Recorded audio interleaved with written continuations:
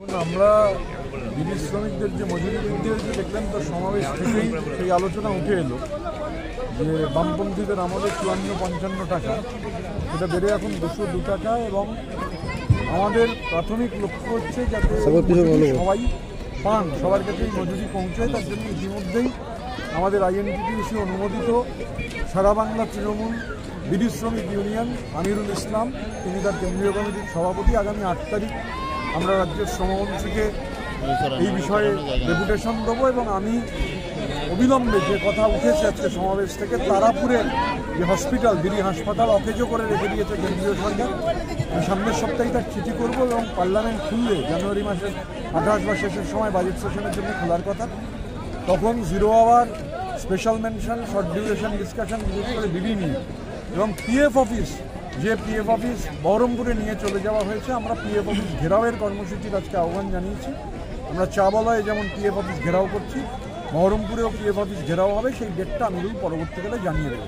বিড়ি শ্রমিকদের নিয়ে গ্রাউন্ডে যেমন ধারাবাহিক আন্দোলন হবে, তেমনি পার্লামেন্টেও বিড়ি শ্রমিকদের সমস্ত সমস্যার কথা আমরা তুলে ধরব।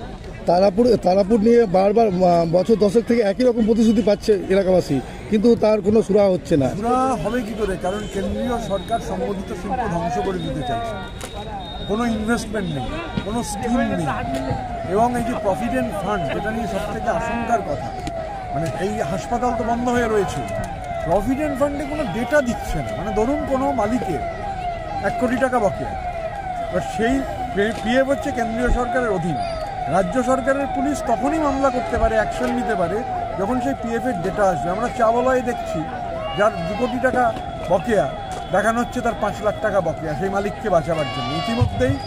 এবার আমরা ওখানেও যেটা করেছি, এখানেও সেই একই কর্মসূচি আমরা নিতে চাই। আমরা শ্রমিকরাই হিসেব করবো যে কত পিএফ বকেয়া, সেটা আমরা পিএফ অফিসে জমা দেবো এবং পিএফ অফিস ঘেরাও হবে। আর সেন্ট্রাল গভর্নমেন্টের কাছে, আমি তো মন্ত্রীর কাছে, আমি এটা একটা প্রাইম এজেন্ডা, কারণ পিএফ একটা বড় দুর্নীতি যা কেন্দ্রীয় সরকার করছে, যাতে শ্রমিক বঞ্চিত হচ্ছে। এবং এই তারাপুর হাসপাতাল, মানে এখানে শুধু না, পুরুলিয়াতেও একই ব্যাপার, সমস্ত জায়গায়, নদিয়াতেও, এই যে সমস্ত জায়গায় বিড়ি শিল্পকে ধ্বংস করে দেওয়ার জন্য যে কেন্দ্রীয় সরকারের ভূমিকা, এটা শ্রমিক অবধি পৌঁছতে হবে এবং এই বিষয়ে পার্লামেন্টে সরব হতে হবে। জেলা পিএফ অফিসে প্রচুর মানুষ হয়রানি, জেলা পিএফ অফিসে সেই দপ্তরের ভূমিকাটা কি বলবেন? পিএফ অফিসগুলো গোটা রাজ্যেই, এটা শুধু এই জেলার নয়, চাবালয় এই একই ব্যাপার, হলদিয়া শিল্পাঞ্চল, দুর্গাপুর আসানসোল শিল্পাঞ্চল, পিএফ অফিসগুলো ঘুঘুর বাসা হয়েছে। পিএফে কি? পিএফে এই ঘটনা দেখছি আমরা, রাজ্য সরকার, রাজ্যের শ্রমমন্ত্রী 3টে চিঠি দিয়েছেন রিজিওনাল পিএফ কমিশনারকে হলদিয়া শিল্পাঞ্চলের কিছু মালিকের কোম্পানির বকেয়া নিয়ে 3 বার। গত 8-10 মাস ধরে চিঠি দেওয়ার পর মন্ত্রী চিঠি দিচ্ছেন, কোনো উত্তর পর্যন্ত দিচ্ছেন না।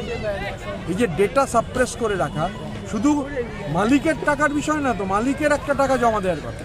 এবার ধরুন আমি শ্রমিক, আমার একটা টাকা কেটে নিচ্ছেন মালিক, সেটাও জমা হচ্ছে না।